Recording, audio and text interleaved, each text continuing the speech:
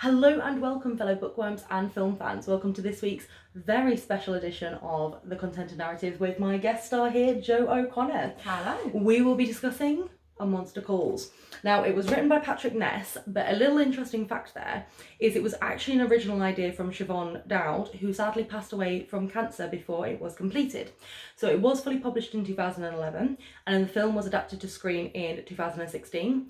Now, we will be discussing four things. We'll be discussing how well we liked the film, or didn't like the film, depending, how well we did or did not like the book, what the plot sort of is like, if it's close or not, and then overall what it took from the book, basically. Now, as always, there is spoilers in each episode, so please bear this in mind before you go ahead and watch.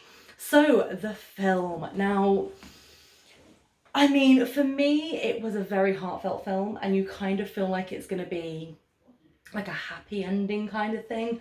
Yeah. But it's not, is it? It really is not. But it doesn't, to be fair, for me as well, it doesn't really take away from the story. I feel like it definitely adds to it. It was a good plot twist, because obviously you're going into it expecting the typical narrative of it's going to have a happy ending, and it kind of makes the whole film mean a bit more once you look back on it having found out how it ends.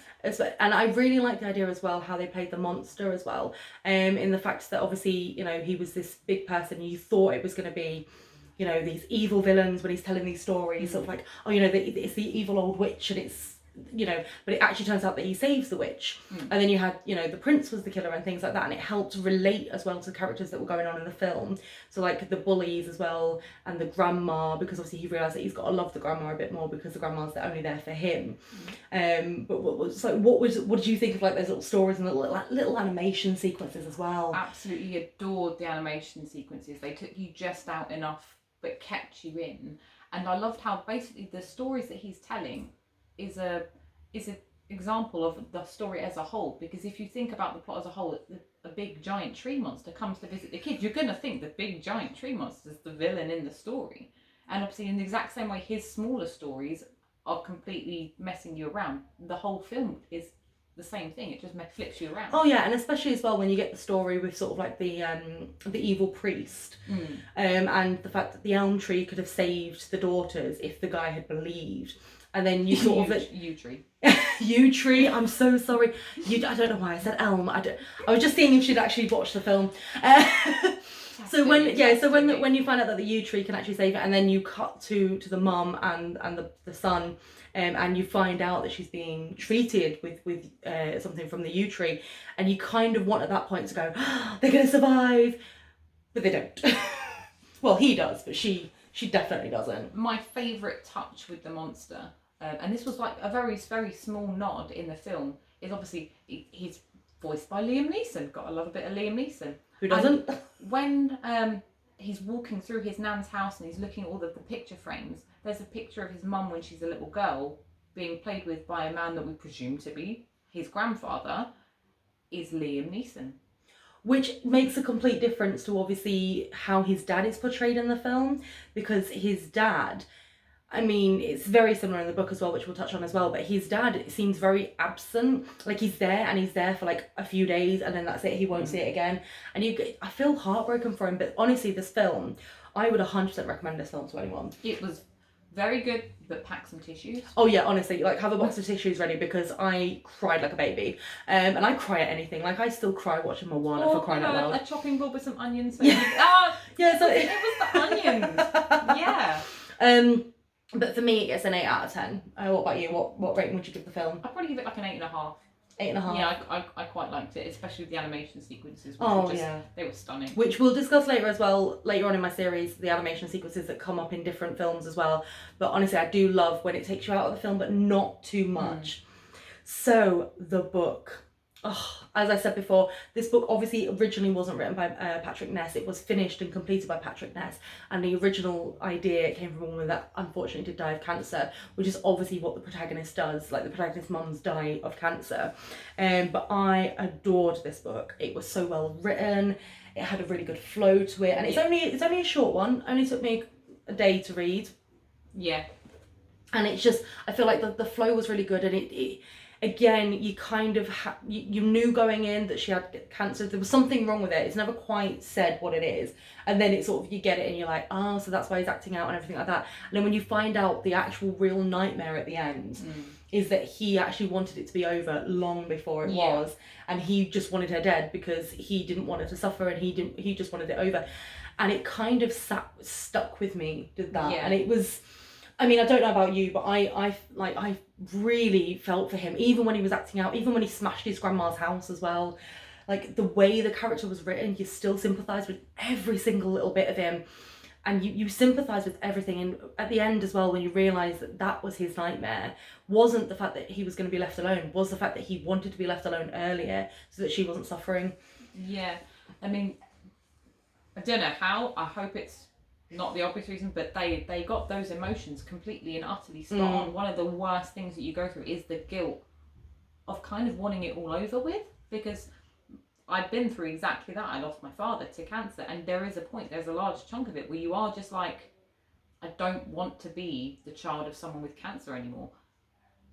And they got the guilt, the feelings of guilt that eats you up, completely and utterly spot on. Especially with his, because you don't see the female friend in the film, but you see it in the book, and you find out that the reason he's not talking to her anymore is because she then told everybody else that the mum had cancer, and then everybody started treating him differently, and he wants to be punished at points, like especially when he's in that fight, and her mistress is like, well, we're not going to punish you, and he's sort of sat there going, but why not? Yeah, because he wants to be punished for wanting it all to end, because obviously you can't help feeling the things that you feel, but you also and he's like 10 or 11 in the book as well, like you feel like you shouldn't be feeling those, and you need to be punished for something that's in your own head that you haven't voiced. Nobody obviously knows that he's feeling like that, so he knows no one's going to punish him for that, so he wants to be punished for everything else, so he's doing naughty things wanting to be punished, and pushing the bully as well to hit him pretty much every day because he wants to be noticed. And there's a beautiful thing in both the book and the film where it's the third story, and he's sort of like, he becomes invisible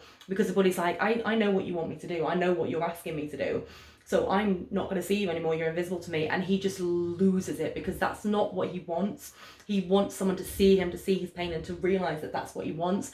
And it ended so brilliantly with him and like finally admitting that like his grandma, like being really close to her, and the fact that it ended as well on 1207, I believe it is 1207, and his mum passed away at 1207, and that's the exact same time each time that, you know, the monster would arrive, that the monster comes calling. The monster comes calling. So it's sort of like, it's a beautiful sort of like symmetry there, and I would honestly give this book a 10 out of 10. I devoured it, I loved it, I've read it several times over, and I would read it again, and I would recommend this to anyone. And I would probably put a disclaimer that if you are going through something like that, or if you've recently gone through something like that, maybe this might not be the best book for you at the time. But obviously you've gone through it. What do you think? I think it would be incredibly helpful because it lets you know that you're not alone in feeling those things. True. And as awful as you feel for feeling those things, that's a natural thing to feel. You can't not feel them. We're going to turn your emotions off, like kick joy back out into the little mind thing that's happening. Inside Out, right? Yeah. Took me a second to get that. Yeah, you just kick joy out and keep sadness.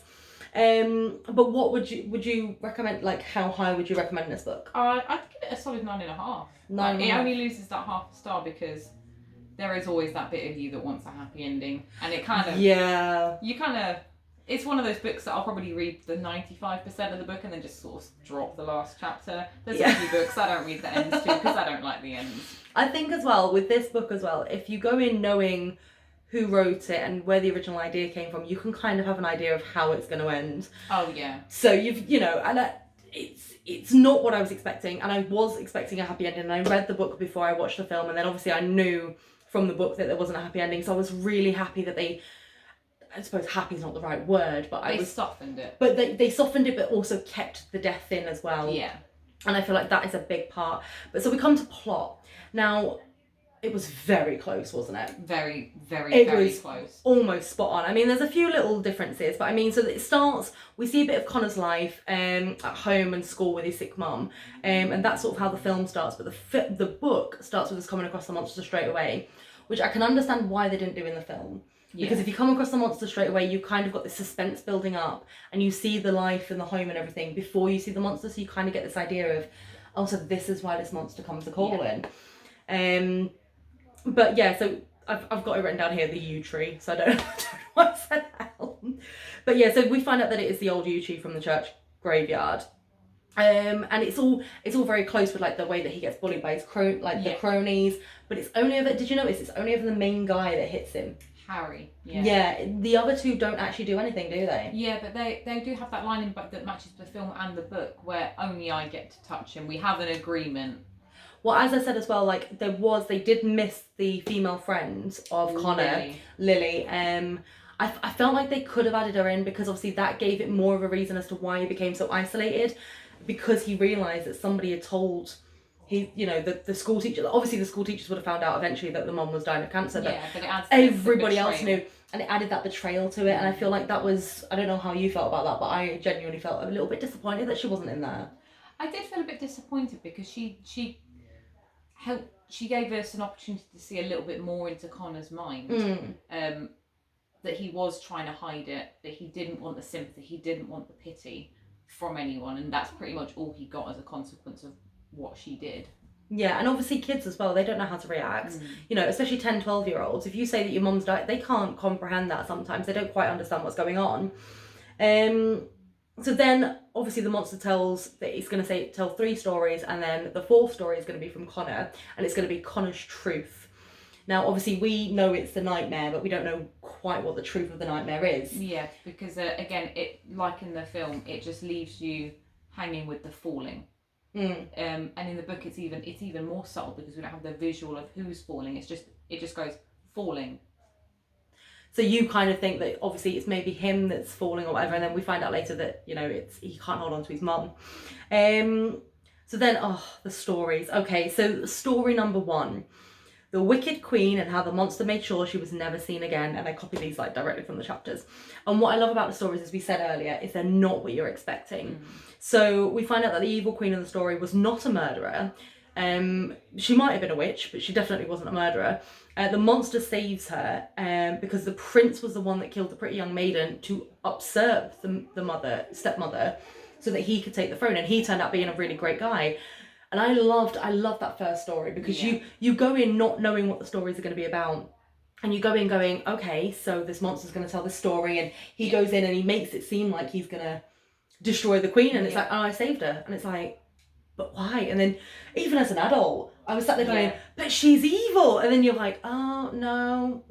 But it really does put you in Connor's shoes, where he's feeling cheated of how a story usually ends, because you're sitting there like, and this is grown women, by the way, grown women. The prince did what now? I know, you're like, the prince killed his beloved farmer girlfriend. And the prince did not like have a tumble in the hay and like get a sword, stab the queen and live happily ever after. How is that not how this story ends? No, I know, and it was brilliantly done, and that's that first story as well, because then obviously you get Connor afterwards in both the book and the film, sort of feeling disappointed and upset, but you can see him starting to take this into his life, because at first he was thinking that the grandma was sort of like evil and trying to take over the life, because he thinks him and his mum are going to be okay, and he sees any intrusion by the grandma as that an intrusion, because he doesn't have anything in common with the grandma. And so that's why I really like the ending, where they sort of like, they don't become best friends, but they appreciate each other. So obviously we've come across the bullies, we've talked about that, that's absolutely fine. Now in both, as I said, the dad comes from America, but only comes for a visit. Now it's the same in the book and the film. He's sort of in an absent dad. He left Connor and the mum behind. He's made a family in America, made it quite clear that he doesn't want Connor. He's got no space for Connor. No. And you kind of sat there going, but that's your kid. Like, how can you do that? How can you just leave this child? Yeah, how can you leave your kid knowing that obviously they're going to be left with your ex-mother-in-law? Yeah, ex-mother-in-law. And it's like, how can you... And it's just... And there's a heartbreaking scene where they've had a fantastic day. And then, he's like, well, I'm going to come live with you. And the guy's like, we've got no space for you. You can come and visit for Christmas. And it's like... Yeah, and it's like, well, come visit for Christmas. And then he gets called back because the new wife, has a problem with the child. And calls him back to America. And it's like, your child is losing his mum, But your new family's more important. Exactly, but I really appreciate that they kept that pretty much exactly the same, because again, it sees another layer. Do you know what I mean? That you can see that he's feeling abandoned by the dad. Yeah. So then the monster arrives and we get the second story. And this is about a man who thinks only of himself and so get punished very, very badly. And again, this doesn't... So do you want to tell the second story? So the second story is coming off the back of Connor's obviously just been... He's told his dad to go to shove it. So that he's really angry. He's stomping around his nan's house. 12:07. The monster comes and he starts telling the story of an apothecary. It's because I can't say that word, that's why I got to say it. The apothecary, who is, by all accounts, a horrible man. He's mean, he's grumpy, he stomps around, he picks a bunch of herby stuff and he makes a bunch of healy stuff. But he's just not a very nice person. He's terrible bedside manner. And in this village, there's obviously a priest in the church who's... Apothecaries and nuts, guys. Don't go to the apothecary. So, mean apothecary, crazy apothecary. No one goes to the apothecary. So obviously he's just getting even more mean, even more grumpy, until of course obviously the priest's daughters fall really ill, and praying doesn't heal them. Modern medicine doesn't heal him. So the priest, at his absolute wit's end, does the only thing left to him, and he goes crawling to the apothecary, who's like, you won't give me this awesome tree that I've been asking you for this entire time, and you've been telling everyone that I'm mental. Yew tree. The yew tree. The yew tree. As previously established. So no, I'm not going to help your kids, mate. Move along. So then you get the point where, you know, the tree then goes, but, you know, so then I destroyed the vicar's house, the priest's house or whatever, and you're like, hang on a minute, he's a good guy. And then you realise that he was willing to renounce God and renounce everything he was so that he could then save his daughters, despite the fact that... And so the truth is there is, if you don't believe in it, don't preach it. Belief is half is half of the healing. So then, you know, they destroy the house and everything like that. And then you come back to it and you see that Connor's destroyed his grandma's house. And his grandma comes back and there's a heartbreaking scene where she just looks and she just walks away. And she doesn't do anything. She doesn't punish him or anything like that. Oh no, she breaks the cabinet herself. Oh yeah, she breaks the last cabinet. I do apologise. She does. Like, you might as well do it properly. Yeah, she literally, there's like one last cabinet left in this room, and she smashes that up and then goes away. And we see a part there as well. It's like she knows that he's dealing with this, and she's so understanding. I think that also a little bit represents that she's obviously going through the exact same thing he is. That's her daughter. Yeah, exactly. That's her daughter. Yeah. She obviously is also feeling that she just wants to... Because no parent wants to bury their child. And obviously she's going through the same thing. No one's punishing her for having this awful, guilty feeling. Yeah. So that's a small fact that she completely understands what he's going through. Oh, definitely. And so, it's, you know, so he doesn't... Like, he doesn't get punished, and then his dad comes back in and seems sympathetic, and he's all there for him, and it's like, and I see it in both, and that's when Connor again tells him to just do one. Because, you know, what good is it if you're just going to pop in every now and then? But yeah, so after then, this is sort of like, you know, he goes away, and then he goes to his mum and finds out about the yew tree, and finds out about that she's being given yew tree medicine, which gives Connor hope, which gives us hope. False hope. Very false hope, very upsetting hope. Do not get those hopes up. Wildly misplaced. And then this is when we sort of like get the third story as well. And this is where we get Harry then sees that Connor wants to be punished. Doesn't know why he wants to be punished, but knows he wants to be punished. So he then goes, you're invisible, no one will see you. And we get this lovely, fantastically visual scene in the lunchroom where, you know, Connor's walking forward and the monster's like right behind him and going, let me tell you the last story. One of the invisible man who wanted to be seen. And this is about how Connor wants to be seen but ends up being, you know, wants to be seen but isn't seen for who he is and what he is. And then he ends up like beating the living daylights out of broke his arm, yeah, some ribs, which they didn't skimp on in either, to be perfectly honest. And again, he doesn't get punished. And so part of him's going, but I should why? suspend you, But what kind of teacher would I be? I mean, to be fair, that is true though. What kind of teacher would she be if she suspends him? Because he's going through such a tough time. He needs that in his life. Yeah, it's obviously acting out. Yeah, so like, but for him, he's like, I just want someone to just, and I feel like, I'll slap you if you want, I feel sorry for him. I really, really do. And he does that so he wants to be seen. Now, in both, the days seem to fly past, and then Connor hasn't seen the monster for quite a while, so he thinks he's got away with not having to tell the full story, which is his truth. So we also, in the book, but we don't get in the film, is a rekindling of Lily and Connor's friendship. Yeah. Because he then starts to come to terms with the fact that she didn't do it deliberately. She didn't tell everybody to get one-upped or whatever. She was doing it out of the kindness of her heart. And it was misplaced, but she's a 10-year-old again. Do you know what I mean? Like, they don't know what they're doing, really. But then, one day at school, his grandma comes to get him. Yeah, in the middle of the school day. Middle of the school day. So obviously at this point we think the mom's gone. But the mom's not quite gone. She needs to discuss the fact that she will be gone and she's not coming back and the yew tree is not doing what it should.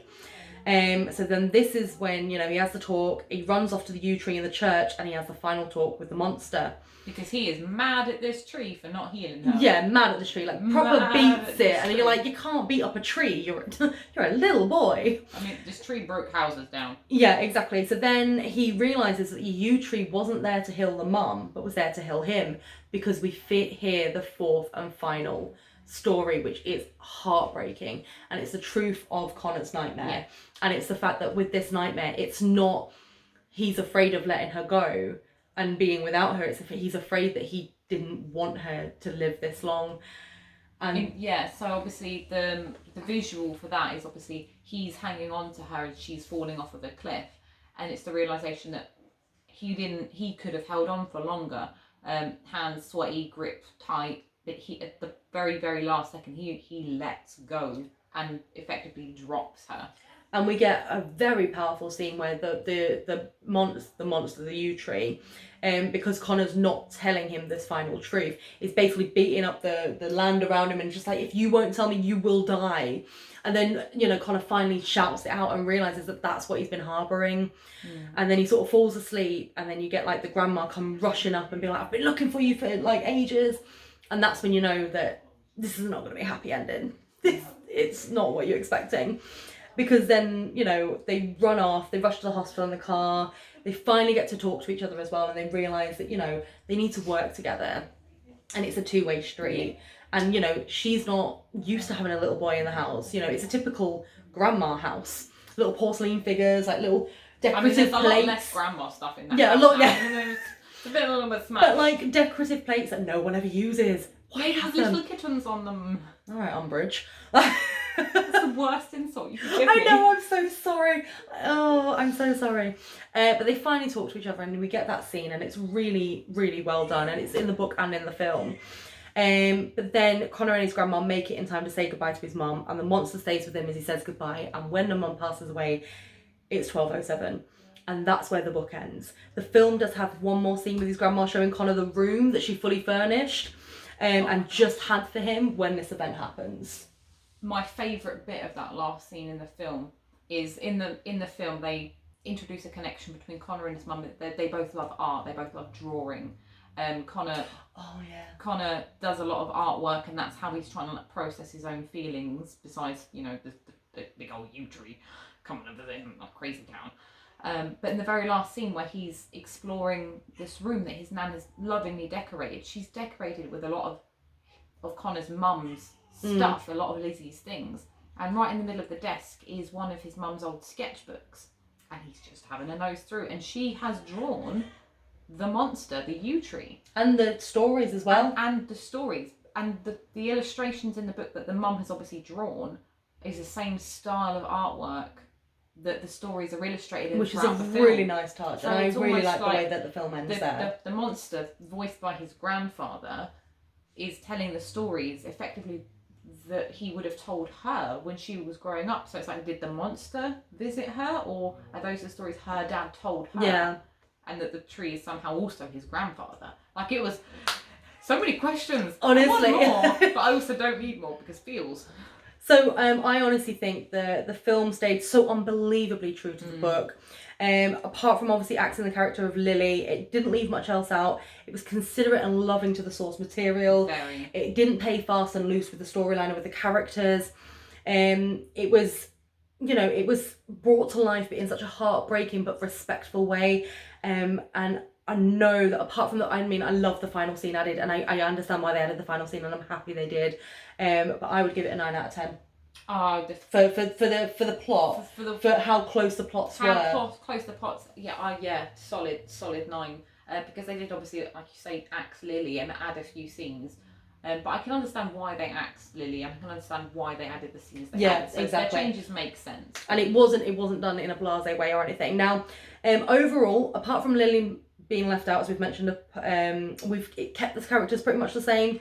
The plot was identical. The setting and the overall story don't differ much. It's set in England, little rural village.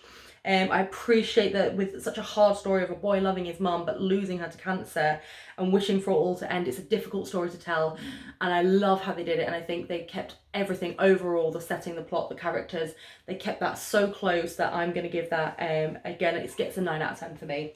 In terms of that recap, that gets a solid 10 out of 10 from me. Absolutely love the way, because normally when you're reading a story about topics like that, it's very sugar coated. It's very, oh, you poor thing, your parent is going through this, you must be awful. But no, this is happening. You feel these things that you really don't think you should be feeling, and it, like as I was saying earlier, it really just, they got it spot on. It's exactly how it feels, and to anybody going through that, the connection will be straight there, will be immediately there. Well, that is our comparison there from Monster Calls. This won't be the last time that Jo comes on this show. Now, obviously, these are our own opinions. If you disagree or agree with anything, leave it below in the comments. I'm more than happy to get back to you on that. If there's any book to film adaptations you'd like us to have a go at, again, leave that below in the comments, and I will add it to my ever-growing list that I've got. Now don't forget to join me next week for my contented narrative around Chitty Chitty Bang Bang. Try saying that 10 times fast. Chitty bang bang. Alright, I'm going to cut her off before she carries on. But until then, remember to always keep it contento. Thank you.